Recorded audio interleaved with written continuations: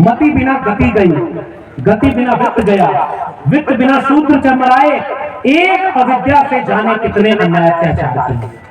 ये महात्मा फूले लिख करके गए। ये हमारी विचारधारा है और हम उनको अपना नायक मानते हैं। पहले इस देश में समझाया गया कि अम्बेडकर केवल दलितों के नेता।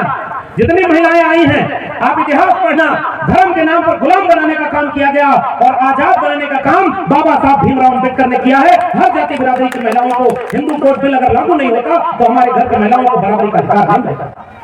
ओबीसी समाज के लोगों गांव गांव इस बात को पहुंचाना, अहिर कुर्मी तेरी गाली दी जाती थी। और इलाहाबाद के जिस इलाके में मैं हूं, मुझे भी पता है कि इस बिरादरी के लोग कहां रहते हैं, कितना रहते हैं।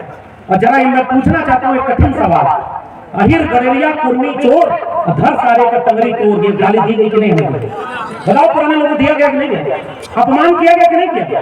अच्छे नौकरी पाए और अच्छी जगह पर चले जाए, लड़ाई लड़ने का काम कौन करेगा?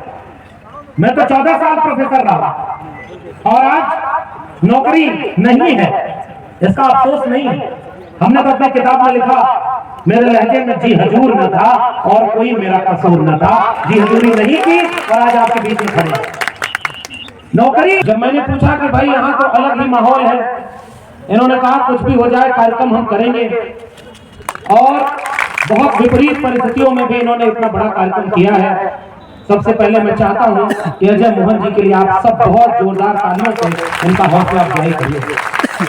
और अभी अजय जी के पिताजी जब बोल रहे थे तो मुझे ये लग रहा था कि जिस परिवार में पिछली पीढ़ी में ही इतना वैचारिक तेवर हो, वो अगली पीढ़ी का हिम्मत बन गया। आपको भी बहुत धन्यवाद देता हूं। और अभी अपनी बातचीत शुरू करूं उसके पहले ही हमारे वैचारिक साथी और आपके क्षेत्र के दो बहुत प्रमुख लोग, एमएलसी आदरणीय मान सिंह यादव जी और बहुत सम्मानित विधायक हमारे बड़े भाई संदीप पटेल जी आ चुके हैं। मैं चाहता हूं कि आप सब जोरदार तालियों से अपने वैचारिक लोगों का, वैचारिक भाइयों का स्वागत करें। और आपका इंतजार इस तरह से सफल होगा। और आप सब देखिए, जितने भी वैचारिक लोग यहाँ आने वाले थे, यहाँ पहुंचना मुश्किल हो रहा है, लेकिन सुबह मैं 8 बजे घर से निकला, इलाहाबाद की तरफ गया भी नहीं, दूसरी तरफ रुका था कि वहां से सीधे यहाँ आने में सुविधा हो जाएगी। फिर भी इतनी मुश्किल की गांव के रास्तों से हम चल करके आए। और हमारे दोनों आपके जिले के, और केवल जिले के ही नहीं, इस सामाजिक न्याय की लड़ाई को बाबा साहब डॉक्टर भीमराव अम्बेडकर के, महात्मा ज्योतिबा फूले के, डॉक्टर राम मनोहर लोहिया के, तमाम संतों, गुरुओं, महापुरुषों के विचारों को लेकर के पूरे प्रदेश में जो राजनीतिक वैचारिक लड़ाई लड़ रहे हैं, उन सारे लोगों को भी आपके कार्यक्रम में देखिए, आपको सुनने का वैचारिक सम्मानित लोग आए हैं। मैं चाहता हूं कि सबको एक साथ आप सब ताली बजाकर स्वागत कर दें तो हम अपनी बात आगे बढ़ें। और हम सब की तरफ से हम फिर से खेद व्यक्त करते हैं कि जिस समय हमें यहाँ होना चाहिए था उससे हम बहुत देर से हैं। हमें लगभग 1 बजे 2 बजे के आसपास यहाँ होना चाहिए और हम 3-4 बजे पहुंचे। लेकिन आप समझ रहे हैं कि आसपास का माहौल क्या है, बहुत भीड़ है, चारों तरफ रास्ते बंद है। और फिर भी हम आपके इस वैचारिक कार्यक्रम में आए। तो अब इस कार्यक्रम को यहाँ से इस रूप में आगे बढ़ाया जाए कि इस कार्यक्रम के करने का जो मकसद है, शिक्षा महोत्सव, शिक्षा की अहमियत क्या है, कलम और किताब की अहमियत क्या है, पढ़ाई लिखाई की अहमियत क्या है, यह बात यहाँ पर रेखांकित हो और इसके जरिए आखिरी व्यक्ति तक गांव गांव पहुंचे। कुछ लोग आपको समझाने आएंगे कि धर्म खतरे में है। आप केवल ये समझ लेना, जो लोग ये कहने आए हैं धर्म खतरे में है, जिस भी रूप में धर्म था उन नेताओं और उनकी राजनीतिक पार्टियों के पहले भी धर्म था, उनके समय भी है और रहना होगा तो उनके बाद भी रहेगा। धर्म खतरे में नहीं, उनकी कुर्सी खतरे में है, इसलिए वो आपको धर्म के नाम पर भटकाने आते हैं। और भगवान तो जिसको जो मानता है वो माने। बाबा साहब डॉक्टर भीमराव अंबेडकर के संविधान ने क्यों देखा नहीं है इस देश के नागरिकों को ये कह दिया, ये अधिकार दे दिया, जिसको हिंदू बन के मंदिर में जाना है वो मंदिर जाए, जिन मुसलमानों को मस्जिद में इबादत करने जाना है वो वहां जाए, गुरुद्वारे में सिख जाएं, बौद्ध विहारों में बौद्ध लोग जाएं, जिसको कहीं नहीं जाना है वो कहीं नहीं जाए, जिसको सबको मानना है वो सबको माने। भारत में इसका अधिकार देने का काम बाबा साहब डॉक्टर भीमराव अंबेडकर के संविधान में किया है। इसलिए हमारे जैसे लोग सबसे बड़ी ग्रंथ, सबसे बड़ी किताब, सबसे ऊपर अगर किसी को रखते हैं तो भारत के संविधान को रखते हैं, और संविधान को बचाने के लिए आज हम यहाँ पर संकल्प लेना चाहते हैं। संविधान नहीं था तब भी तो देश था, संविधान नहीं था तब भी लोग थे, गांव था, कस्बा था, खेत था, खलिहान था, नदी नाले पर्वत पहाड़ थे, इंसान भी था। लेकिन जब तक संविधान नहीं था तो पैदा होते ही तय हो जाता था कि किसको शिक्षा मिलेगी और किसको नहीं मिलेगी। पैदा होते ही तय हो जाता था। गांव था, गांव में खटिया थी, खटिया पर कौन बैठेगा और कौन खटिया पर नहीं बैठेगा यह भी तय हो जाता था जब तक संविधान नहीं था। गांव था लेकिन गांव में सब मुख्य सड़क से चप्पल पहनकर कौन जाएगा, पगड़ी बांधकर कौन जाएगा, यह भी सब पहले से तय हो जाता था कि जैसे ही कौन पैदा हुआ कौन क्या करेगा और क्या नहीं करेगा। मैं कई बार एक बात सोचता हूं और कहता हूं, संविधान नहीं था तब भी इंसान पैदा होते थे, लेकिन जातियों में बांटकर, मजहब में बांटकर, गरीब अमीर के नाम पर बांटकर कुछ इंसानों को बहुत ताकतवर और बाकी इंसानों को जानवर से भी बदतर जीवन जीने का एक समाज में व्यवस्था बनी हुई थी। संविधान आया तो इंसान के रूप में जो पैदा हुआ है वो इंसान और इंसान बराबर होगा, इसलिए भारत के संविधान को हम सबसे बड़ी किताब मानते हैं। संविधान आया तो अब स्कूल में एडमिशन कराने जाओ, आप जाति देख करके किसी को रोका नहीं जाएगा। संविधान आया तो यह देख करके रोका नहीं जाएगा। कोई आपको जाति देख करके अपमानित करे तो आपके लिए पुलिस, कानून, न्यायालय और अधिकार दिया गया है। अधिकार देने का काम करता है बाबा साहब का संविधान, और अधिकार छीनने का काम उन लोगों का था जो हजारों साल से शासन किया करते थे। आज इसलिए हम भारत के संविधान को सबसे ऊपर मानते हैं, उसने इंसान को इंसान के बराबर बना दिया। इसलिए हम यहाँ खड़े होकर सबसे पहले एक संकल्प लेना चाहते हैं। खटिया थी और खटिया पर सब बराबर नहीं बैठते थे। संविधान आया तो ये तय हो गया कि अगर बैठेंगे तो सबकी खटिया बराबर होगी और सब बराबर बैठेंगे, वरना कोई ऐसी खटिया अब नहीं चलेगी जो किसी को ऊपर और किसी को नीचे बैठाए, सब बराबर में बैठेंगे। इसका अधिकार देने का काम बाबा साहब के संविधान। इसलिए याद रखना मेरे गांव के लोगों, खेत खलिहान में मेहनत करने वाले मेरे लोगों, भूल मत जाना कि बाबा साहब के संविधान ने क्या दिया है। आज आपको चौराहे पर कोई अपमानित करे, आपके लिए पुलिस बनी है, व्यवस्था बनी है, आप जा करके वहां कानून की लड़ाई लड़ सकते हैं। यह अधिकार बाबा साहब के संविधान ने दिया। आपको कोई अपमानित करे तब भी उसका न्याय दिलाने का काम बाबा साहब के संविधान के रास्ते हुआ। और आज आपका कोई हक छीने तब भी आप उससे लड़ सकते हैं और अपना हक और अधिकार लड़ करके ले सकते हैं। यह रास्ता लड़ने का भी बाबा साहब के संविधान ने दिया है। गांव गांव इस बात को पहुंचाना हमारी जिम्मेदारी है। संविधान बचेगा तो हक और अधिकार बचेगा, संविधान बचेगा तो सम्मान बचेगा, संविधान बचेगा तो हमारे बराबरी का अधिकार बचेगा। और आने वाली पीढ़ियां, अगर संविधान नहीं रहेगा तो गुलाम पैदा होंगी, और संविधान बचेगा तो वो इस देश के हुक्मरान पैदा होंगी। ये बात गांव गांव पहुंचाना हमारी जिम्मेदारी है। और एक बात सोचना, ये वैचारिक कार्यक्रम, ये एक व्यक्ति का कार्यक्रम नहीं है। फिर भी जब यहां खड़े होकर अजय मोहन ने कहा कि इस कार्यक्रम के आयोजन के पहले इस इलाके के कुछ मनगढ़ लोगों ने लाठी और डंडे से इन्हें पीटा, मैं ये सुन के जान के आज सोचता हूं कि संविधान के 75 साल मनाए जा रहे हैं, और उत्तर प्रदेश के इलाहाबाद के एक गांव और एक ब्लॉक में समाज के लिए काम करने वाले अजय मोहन कुशवाहा को कोई लाठी डंडे से पीटे। मुझे नहीं पता कि इससे आपको क्या महसूस हुआ होगा।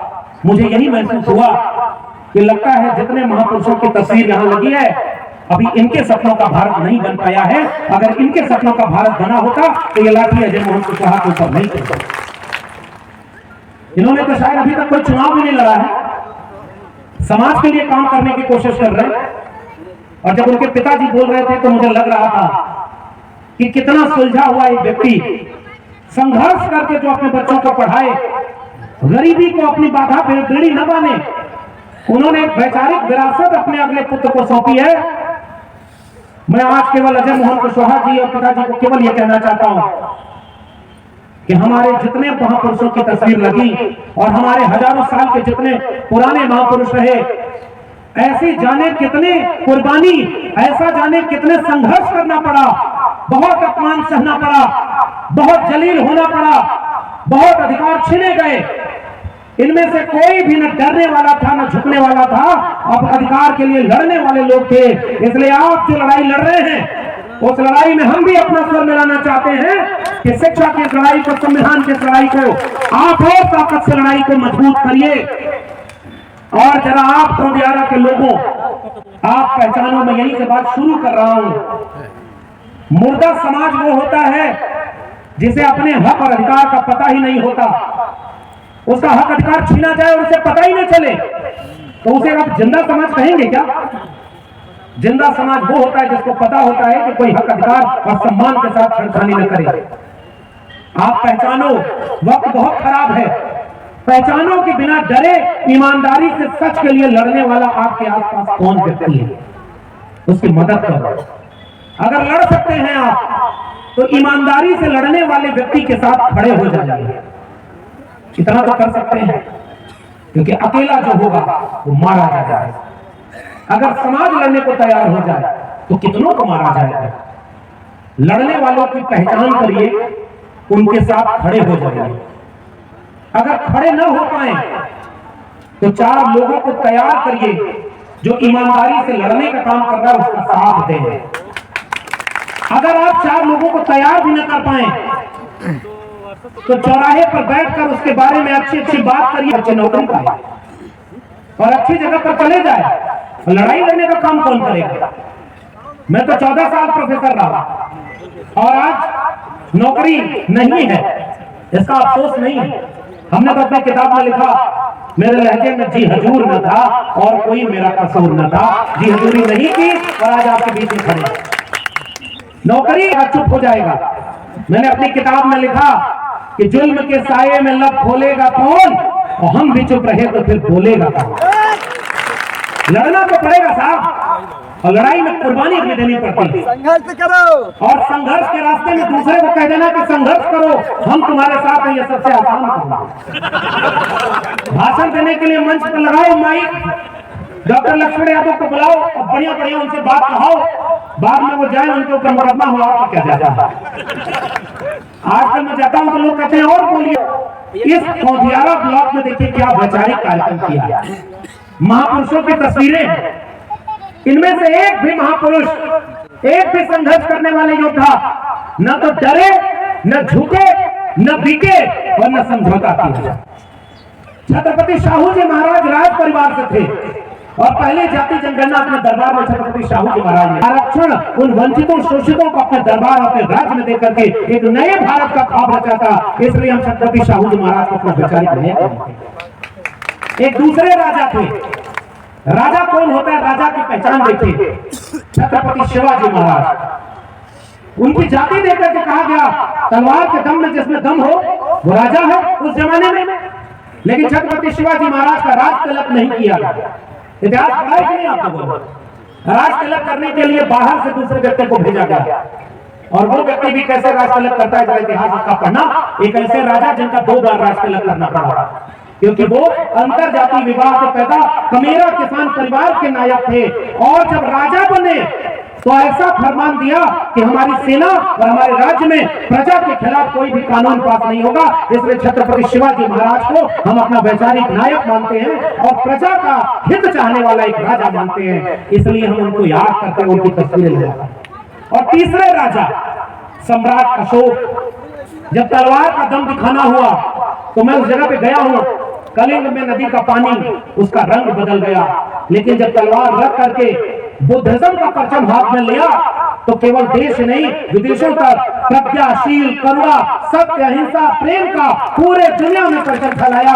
ऐसे राजा गांव में देखा है जहां लोग ताकतवर आदमी जाते हैं, पहले खूंटा गाड़ देते थे कि यहाँ का कुल हमारा, और सम्राट अशोक ने 84,000 खूंटा गाड़ दिया और इतने बौद्ध स्तूप बनाए।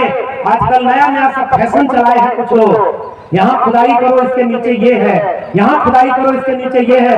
मैं उनसे कहता हूँ बहुत खुदाई करने का मन है तो बड़ा गहरी खुदाई कर देना, सबसे नीचे अगर इस देश में कुछ मिलेगा तो अगर बुद्ध का कोई अवशेष मिलेगा और ये बुद्ध में भारत में देश में बना हुआ। इन महापुरुषों का इतिहास इसलिए पढ़ाया जाता है क्योंकि उन्होंने लड़ाई लड़ी थी ज्योतिबा फूले ने। और आज का जो कार्यक्रम ये किया जा रहा है वन नेशन वन एजुकेशन, इससे बड़ा और इससे जरूरी कार्यक्रम आज की तारीख में दूसरा कोई नहीं हो सकता, क्योंकि लोग हथियारों से जंग लड़ते हैं। हथियार से लड़कर आप अपने बराबर या अपने कमजोर वाले को ही हरा सकते हैं सामान्य तौर पर, लेकिन आज इस देश और दुनिया का सबसे बड़ा हथियार कोई है तो उस हथियार का नाम है कलम और किताब। कलम और किताब से बड़ा ताकतवर चीज दुनिया में आज की तारीख में कोई नहीं। इसलिए मैं इस कार्यक्रम को कहता हूं वन नेशन वन एजुकेशन। इस कार्यक्रम की गांव गांव जरूरत है और मैं सोचता हूं कि महात्मा ज्योतिबा फूले और सावित्रीबाई फूले स्कूल खोलना चाहते थे, ऐसा ही कोई जुनूनी काम करना चाहते थे। और ये जितना माला आप लोगों ने पहनाया है, जितना स्वागत किया है, जितना ये कार्यक्रम किया है, उसमें से जितना बड़ा हिस्सा इस कार्यक्रम का अगर साथ लेकर लौटेंगे तो वो है विचार। गांव गांव इस बात को बताना, जाति देखकर अछूत बच्चों को शिक्षा नहीं दी जाती थी, लड़कियों को पढ़ने का अधिकार ही नहीं था। और 1948 में 3 जनवरी को जब पहला स्कूल खोला, माता सावित्रीबाई फूले ने, ज्योतिबा फूले ने, कुछ लोग गए और ज्योतिबा फूले के पिताजी को समझा दिया आपका बेटा धर्म के विरोध में काम कर रहा है।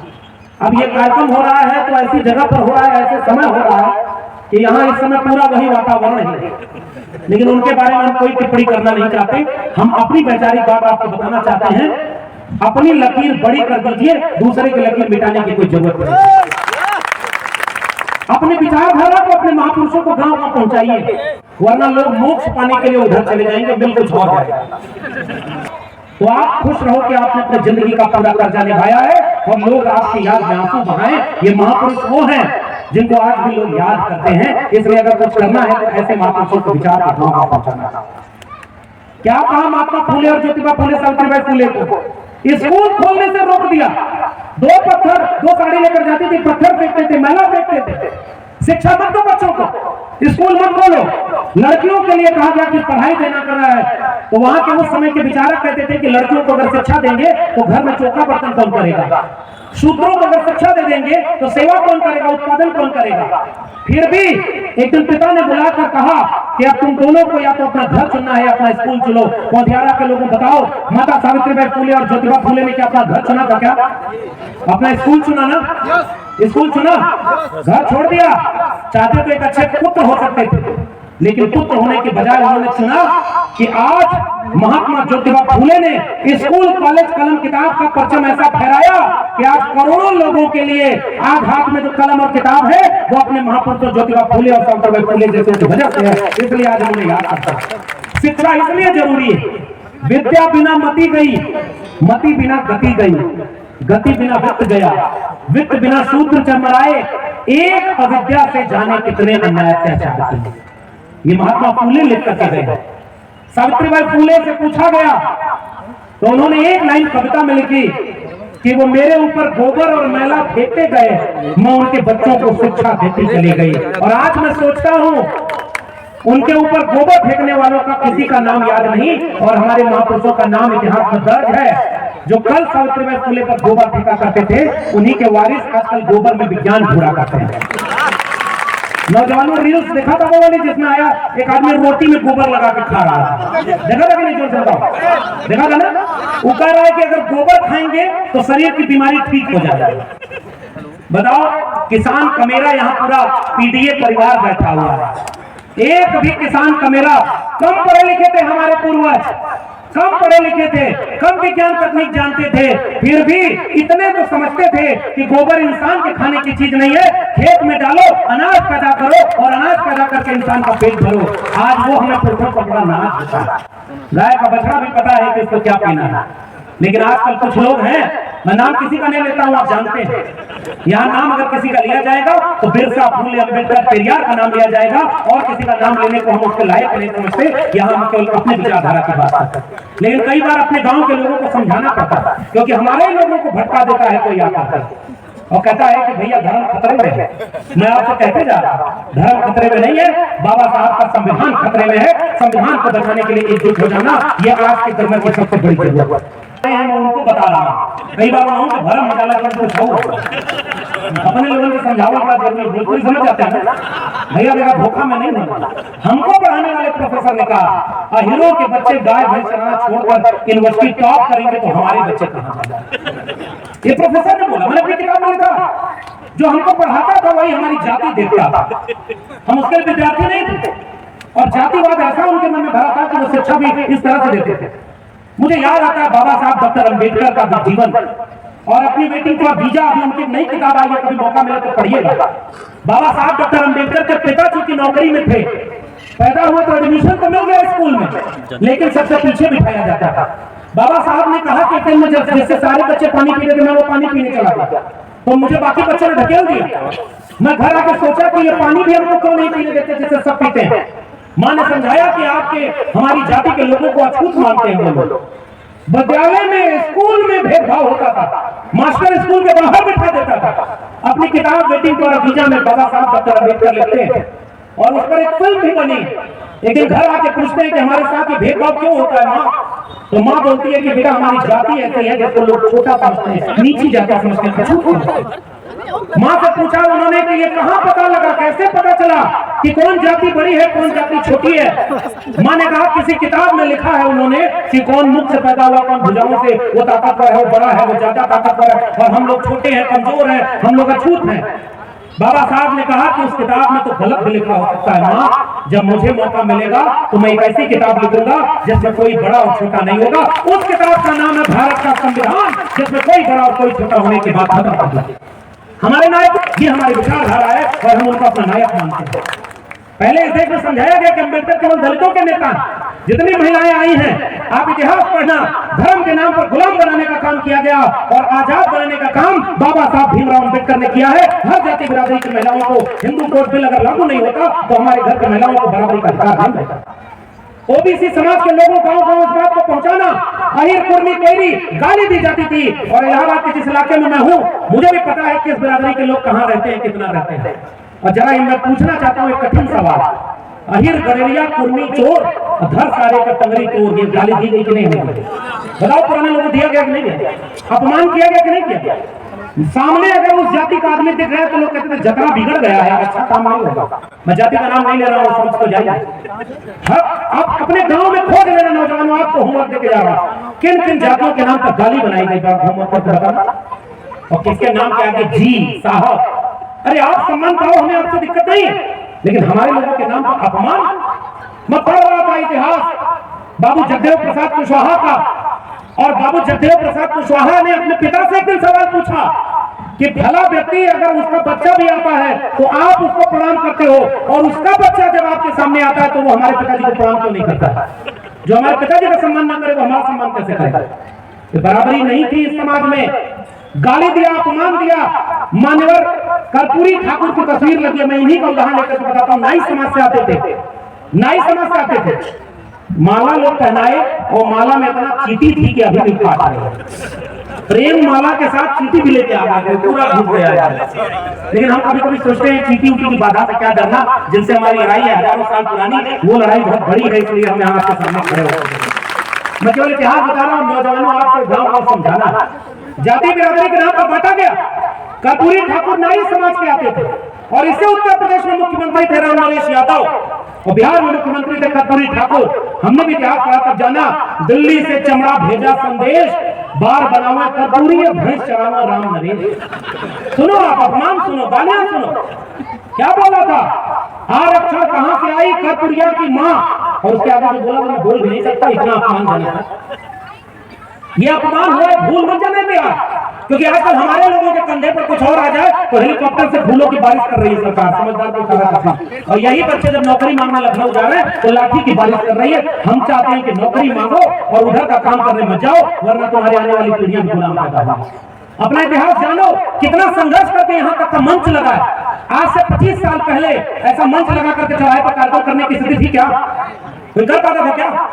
अभी भी अजय मोहन को लाठी से पीट दिया गया, लेकिन एकजुट रहेंगे ना तो हिम्मत नहीं होगी कि किसी की लाठी आपके भाई के ऊपर चले। ओबीसी समाज के लोगों, मैं आपसे गुजारिश करना चाहता हूं, जितने पिछड़े समुदाय के लोग आए हैं, भाई को पहचानो, घर पहचानो।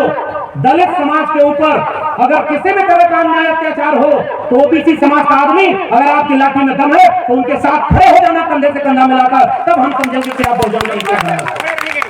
आदिवासियों के ऊपर कोई जलकर जमीन छीने तो ओबीसी और एससी समुदाय के लोगों अपने ताकत के साथ अपने भाई के साथ खड़े हो जाना। किसी मुसलमान को दाढ़ी टोपी देख करके कोई नफरत के नाम पर दंगा करने का माहौल बना तो एससी एसटी ओबीसी तीनों का काम है साथ खड़े हो जाना।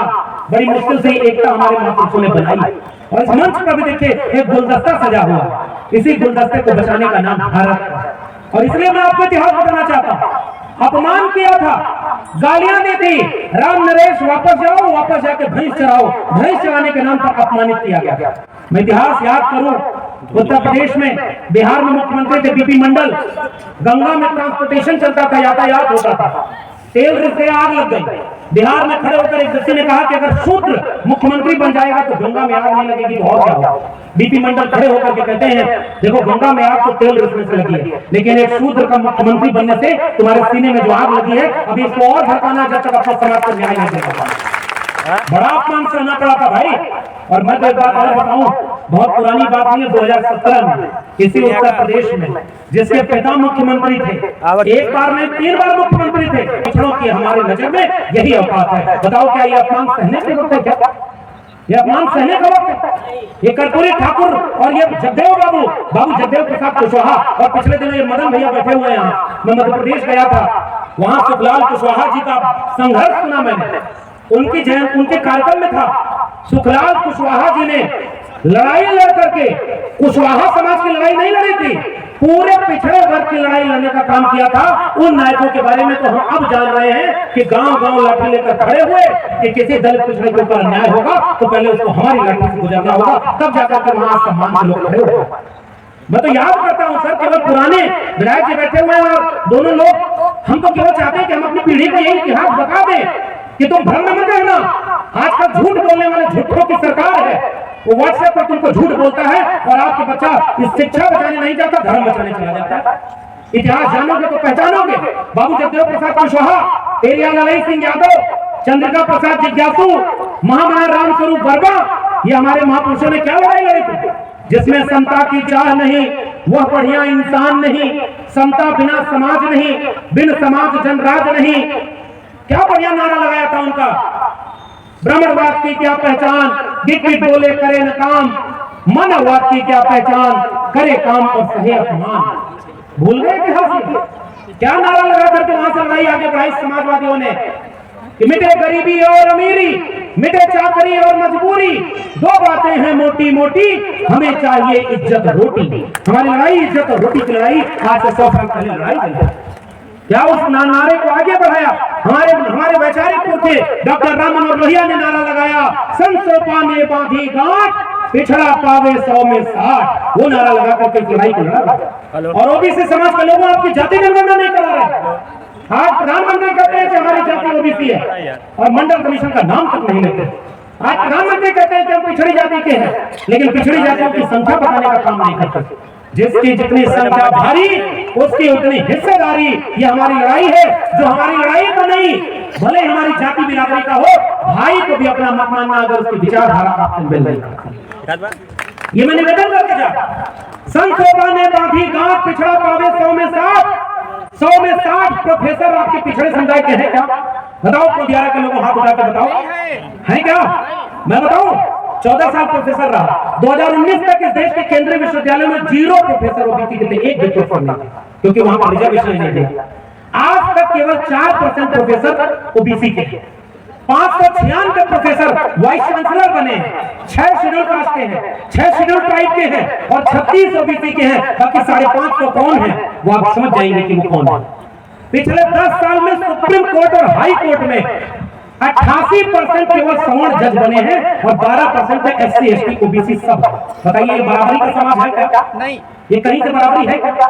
मीडिया में आप नहीं, जुडिशरी में आप नहीं, आपके जज नहीं, आपके वकील नहीं, आपके डॉक्टर नहीं, आपके इंजीनियर नहीं, आपके प्रोफेसर नहीं, आपका जमीन पर मालिकाना हक नहीं, आपके बिजनेसमैन नहीं, तो आप हैं कहां 90%? हॉस्पिटल में बीमार बनकर दवाई के लिए लाइन लगा। बेरोजगारों की भीड़ में 90% केवल SC ST OBC हम लोग, जिसको रोजगार नहीं मिल रहा, शिक्षा नहीं मिल रही। आज हम कहते हैं हमारी आबादी 90%, लेकिन कहां है? अगर 90% होता तो ये कार्यक्रम नहीं होता क्या?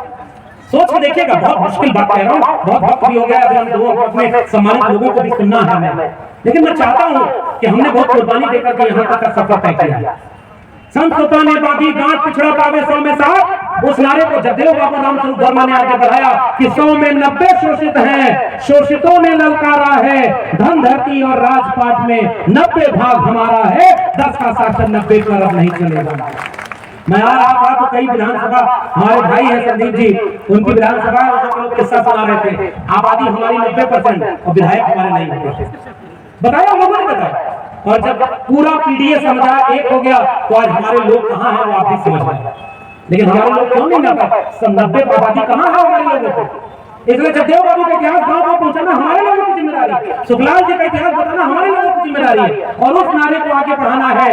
जब मान्यवर कांशीराम और मरहूम नेताजी मुलायम सिंह यादव जी ने एकजुटता दिखा करके SC ST OBC को एक करके उस समय का पीडीए बनाया था, और नारे लगे थे इस देश में कि जिसमें पूरे समाज को एक करने का, मिटे गरीबी और अमीरी, मिटे चाकरी और मजबूरी, सबको शिक्षा सबको काम, वरना होगी नींद हराम। शिक्षा पर जो खर्चा हो बजट का 10वां हिस्सा हो, सबको शिक्षा दे न सके जो, वो सरकार निकम्मी है, और जो सरकार निकम्मी है वो सरकार। ये लड़ाई लड़ करके यहाँ तक का सफर तय किया गया। मानवर कांशीराम को मैं याद करना चाहता हूँ, 85-15 का नारा दिया, उन तमाम जातियों के बीच नेता पैदा किया।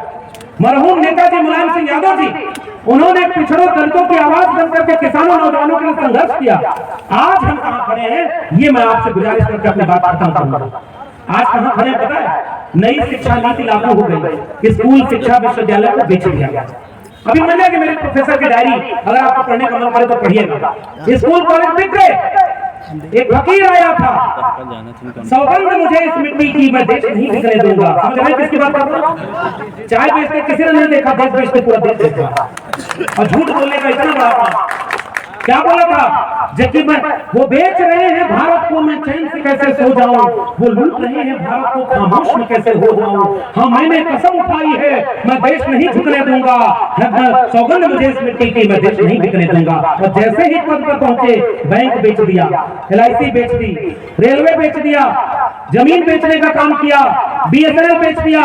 हमारे एक अमित यादव जी वहां पर आए, जनरल मैनेजर पोस्ट ऑफिस में, पोस्ट ऑफिस बेच दिया है, और धीरे धीरे खेत बेच दिया। नई शिक्षा नीति से शिक्षा बेच दी। मैं दिल्ली यूनिवर्सिटी पहुंचा 10-15 साल पहले, जिस डिग्री की फीस 4000 थी, आज उसकी फीस 40,000 हो गई। आमदनी 10 साल में बढ़ी क्या? शिक्षा महंगी हो गई, गरीब के बच्चों को शिक्षा नहीं मिलेगी। अब गरीब पैदा हो गए तो गरीबी मर जाओ, गरीब पैदा हो गए तो अब आपके बच्चों को शिक्षा देनी है तो करोड़ों रुपया का डॉक्टर इंजीनियर बनने का खर्चा होगा। इस वक्त पता है नौजवानों, बताओ 1 करोड़ रुपए से ज्यादा फीस है कि नहीं MBBS और मेडिकल फीस की? बताइए जोर से। पेड फीस 1 करोड़ रुपया हो गई कि नहीं 5 साल की? 1 करोड़ रुपया किसके अकाउंट में उनका बेटा बेटी डॉक्टर बनेगा? और यहाँ सब उत्तर प्रदेश से लेकर दिल्ली तक जिसकी सरकार है वो तो पेपर ही लीक करा दे रहा है। बताओ बैंक PO RO सबकी पेपर लीक हो गए कि नहीं होगा? तो पढ़ेगा इंडिया, आगे बढ़ेगा इंडिया, नारा लगाया फकीर ने। और न पढ़ेगा इंडिया न आगे बढ़ेगा इंडिया। पढ़ लेता इंडिया तो सवाल पूछता। मैं पुराने लोगों का एक संत आंदोलन का एक चुटकुला है, एक दो चीज का जा रहा। एक आदमी गुजर गया, तो वो गुजर गया तो एक आदमी आया और कहा कि हम मोक्ष दिलाने का काम करके धरती पर नीचे उतारा। पाखंड अंधविश्वास से बचना क्यों जरूरी है सोचना। गौदान कर दीजिए तो गाय आपके पिता दादाजी को मिल जाएगी, कि आत्मा उनके भी मुक्त नहीं होगी। तो कैसे गाय जाएगी? तो गाय पूछ पकड़ कर आत्मा पार कर जाएंगे। वो किस्सा कहानी सुनिएगा। तो क्या उन्हीं को मुकदमा करके जेल में डाल दिया। बताइए ये इलाहाबाद विश्वविद्यालय के हाल, 400% फीस बढ़ा दी। आमदनी बढ़ी है क्या किसी की? और खर्चा बढ़ गया, पढ़ाई महंगी हो गई। राजा पढ़ा लिखा होता है तो शिक्षा पढ़ाई दवाई मुफ्त देता है। समाजवादियों का नारा लगा करता था, रोटी कपड़ा सस्ती हो और दवाई पढ़ाई मुफ्ती हो। पढ़ाई दवाई मुफ्त में देने का 18% जीएसटी कलम और किताब पर लगा देता है और पढ़ाई महंगी हो जाती है। गरीब कमजोर का बच्चा शिक्षा नहीं पाता, इसलिए यह शिक्षा का महोत्सव किया गया था। दो बात केवल कह करके अपनी बात खत्म कर रहा हूं, क्योंकि और वक्ताओं को सुनना है। दो बातें, पहली, ये जितने महापुरुषों की तस्वीर लगी है, इन तस्वीरों और इन विचारों को गांव में पहुंचाना हमारी जिम्मेदारी है। ये पुराने लोग, ये संत गाडगे के बारे में कितने लोग जानते हैं? संत गाडगे कितने लोग जानते हैं? पता ही नहीं है। अभी तो पता ही नहीं कि कितने समुदाय के लोग यहाँ बैठे हुए। फूलन देवी की तस्वीर लगी, आप देखिए यहाँ पर भगत सिंह, सरदार पटेल, संत गाडगे ऐसा कपड़ा पहनते थे जिसमें चकत्ती लगी होती थी। यहाँ की तस्वीर देखेंगे तो फटा हुआ कपड़ा था, सिला हुआ था, चकत्ती लगा था। एक बार किसी ने पूछा कि गाडगे साहब, ये फटा हुआ सिला हुआ कपड़ा क्यों पहनते हैं? उन्होंने कहा, मेरा समाज ऐसे ही चित्रों में बटा हुआ है और जैसे मैं कपड़ा जोड़ करके एक बना दिया हूँ, मैं चाहता हूँ कि मेरे बहुजन समाज को कोई जोड़े और सबको एक बना दे। अकुल है बाबा नया नया लखनऊ से कह रहा है कि यहाँ मरने से मोक्ष मिलता है, तो दूसरा का बाबा कहा कि अगर मोक्ष मिलता है तो खुद काहे देर कर रहे हैं, आए और मोक्ष ले ले। ये तो मैं भी नहीं बोल रहा, वही सब आपको बोल। पढ़ा लिखा आदमी क्या देना चाहेगा? इसलिए माननीय कांशीराम और नेताजी मुलायम सिंह यादव, वो जो विचारधारा आगे चली तो शिक्षा को लेकर के आगे चली। और मैं चाहता हूं कि जो अजय मोहन ने आज काम किया है, एक बार जोरदार तालियों से इनको बहुत बधाई दीजिए कि आपके इलाके में शिक्षा जगाने का काम किया। लेकिन मैं बात कहते जाऊं, इन्होंने शुरू में बड़ी महत्वपूर्ण बात कहते, एक कार्यक्रम कराने के लिए अगर कोई आर्थिक रूप से मदद भी न कर पाए तो मैं समझूंगा कि ये लड़ाई बहुत दूर तक नहीं लड़ी जा सकती। घर बेच के और घर के गिरवी रख कर कोई सामाजिक काम नहीं हो सकता। तो मैं अजय जी से निवेदन सार्वजनिक मंच पर करना चाहता हूं। लड़ाई लंबी है, फूले, अंबेडकर, पेरियार, नेताजी, कांशीराम, सबने यहाँ तक तो पहुंचा दिया।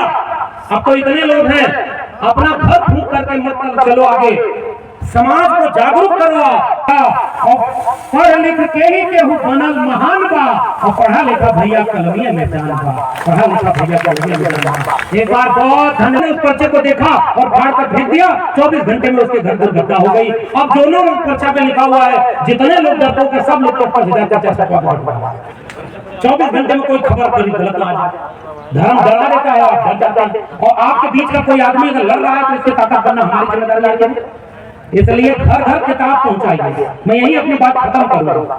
ये कहते हुए अभी आप लोग कोई उठिएगा ना, हमारे दोनों माननीय और लोग आए हुए जो भी बोलेंगे, आप लोग एक निवेदन मेरा है कि इसका जाति जनगणना कराई नहीं जाती है और कहा जाता है ओबीसी में सारे मिलाई है, 2-3 लोग खा लिए, तो बाकी भाइयों को भड़का दिया जाता है। इसलिए एकजुट होना हमारी जिम्मेदारी है। बताइए एकजुट होंगे कि नहीं? 90% बहुजन लोग एकजुट होंगे कि नहीं? मैं आपको एक निवेदन करूं, थोड़ा दिल बड़ा करना, जिसकी जातियां बड़ी हैं, अपने को ज्यादा संख्या में समझती है, जीतने का ये हुनर भी आजमाना चाहिए। जंग अगर भाई से हो तो हार जाना चाहिए। अगर आपका कोई भाई आपसे कोई शिकायत करे ना, तो जातियों के बहुजन लोगों उसका बुरा मत मानना। अपना कमजोर भाई भी अगर संख्या में है तो उसको कंधे पर बिठाकर बराबर बिठाना, तभी जाकर ये लड़ाई जीती जा सकती है। भाई और भाई को एक होना है, एक होंगे ना। और दूसरा निवेदन शिक्षा का एक कार्यक्रम था, एक राष्ट्र एक शिक्षा। राष्ट्रपति का बेटा हो या चपरासी की हो संतान, और टाटा बिरला गरीब का बेटा, सबको शिक्षा एक समान। ये समाजवादी लोगों का तो नारा लगा सकता था। मैं आपको निवेदन और भरोसा दिला के जा रहा हूं, एक प्रोफेसर जिसको प्रोफेसर भी नहीं रहने दिया, वो कलम और किताब से यहाँ पहुंचा।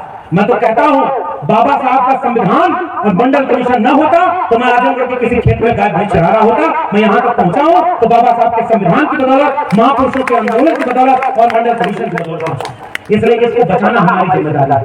भूखे रहना, प्यासे रहना, अपने बेटा बेटी को शिक्षा दिलाना ताकि वो जागरूक पैदा हो, समझदार पैदा हो और आपस में मिलजुल कर रहे। ये आपस में लड़ना हमारी बात नहीं। सब चुनाव जैसे जैसे नजदीक आएगा, लड़ाने वाला आपके गांव में आएगा, शिकारी आएगा, जाल फैलाएगा, दाना डालेगा, लेकिन चिड़ियों तुम दाने में फंसना। कहानी सुनी है ना? लेकिन हमारे समाज के लोग क्या हुआ, हमारी जाति बिरादरी के आदमी को टिकट देती है कोई भी पार्टी तो सबको वोट देते हैं, चाहे वो संविधान ही बदलने का नाम क्यों ना ले। पहचानिए कि आपका अपना कौन है जो संविधान की बात है। जो पहले हमारे नारा था बहुजन आंदोलन का कि जो संविधान की बात करेगा वही दिल्ली पर, जोर से बोलिए, बात देता हूं मैं अजय मोहन जी को, इनकी पूरी आयोजन समिति को और इनके सहयोग करना, इनको साथ देना। और वैचारिक कार्यक्रम एक भाषण से और एक कार्यक्रम से समाज में बदलाव नहीं आता। ये लंबी प्रक्रिया है, चलती रहेगी, लड़ेंगे लड़ाई और जातिवादी, सामंती और भेदभाव करने वालों को विदाई करेंगे, समता और न्याय पैदा करेंगे। 100 रोटी है तो 100 लोग बांट कर खाएं, 10 रोटी 90 लोग खा रहे हैं और 90 रोटी पर 10 लोग गुजारा करें, ये संभव नहीं है। एक व्यक्ति को एक रोटी अगर है तो सबको बराबर में मिलनी चाहिए। हमारी लड़ाई यही है, हमारी लड़ाई किसी जाति के खिलाफ नहीं, हमारी लड़ाई किसी मजहब के खिलाफ नहीं, हमारी लड़ाई उनके खिलाफ है जो गैर बराबरी बांटना चाहते हैं। 69,000 शिक्षक भर्ती याद है ना, आपके बच्चों के शिक्षा भर्ती और रोक दिया सरकार ने और आप लड़के नहीं रोक पाए। ऐसे नौकरी कब मिलेगी जब संविधान बचेगा, आपका सम्मान कब मिलेगा जब संविधान बचेगा, शिक्षा कब मिलेगी जब संविधान बचेगा, और वो संविधान बचेगा तभी हम बचेंगे। इसी उम्मीद के साथ आप सबको बहुत बहुत धन्यवाद। जय भीम, जय मंडल, संविधान जिंदाबाद, इंकलाब जिंदाबाद, इंकलाब जिंदाबाद। बहुत बहुत धन्यवाद।